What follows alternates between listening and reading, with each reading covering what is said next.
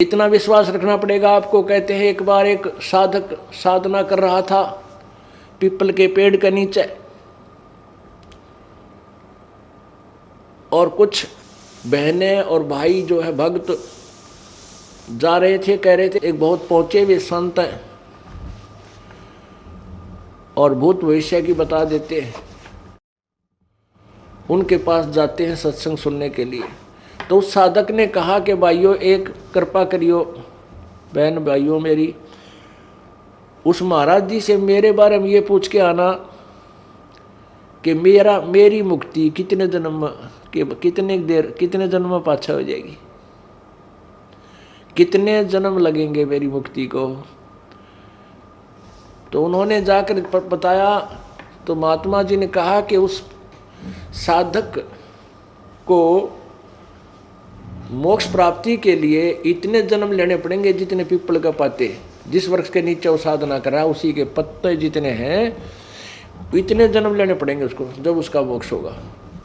अब उन बहनों और भाइयों ने रास्ता त्याग दिया,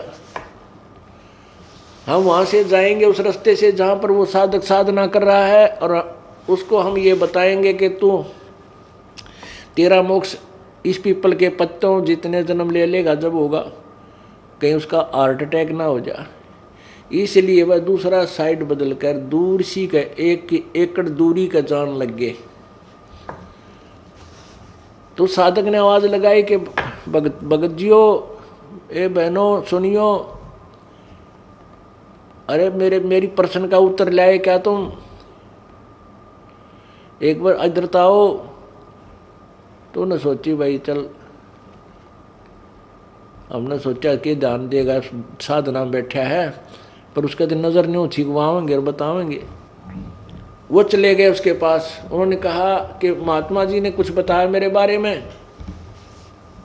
तो वो कहने लगे भक्त और भक्तमती के भगत जी के बतावा, हमने तो डर लग गया बताते आना। वो कहने लगा बहनों भाइयों बताओ, अवश्य बताओ, बता दो जो भी है, मुझे कोई डर नहीं है, कितना समय लगे मेहनत यू काम करना है।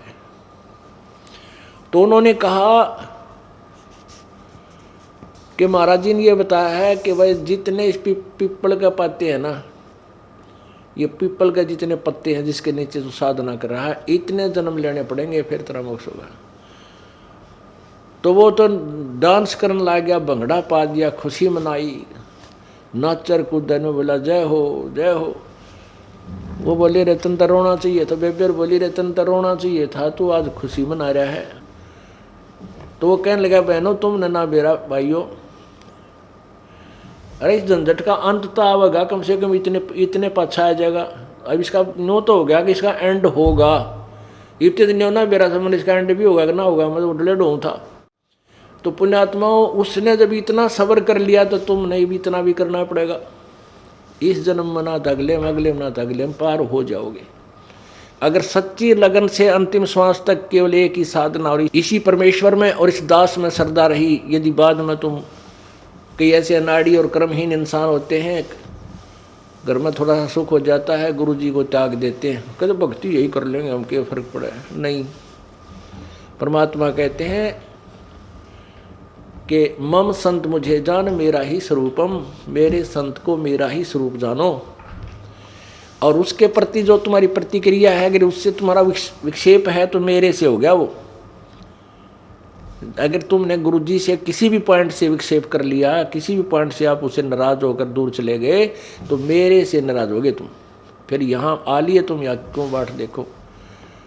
तो ऐसे हमने अपनी श्रद्धा बनानी है अंतिम श्वास तक उस परमात्मा के पाने की।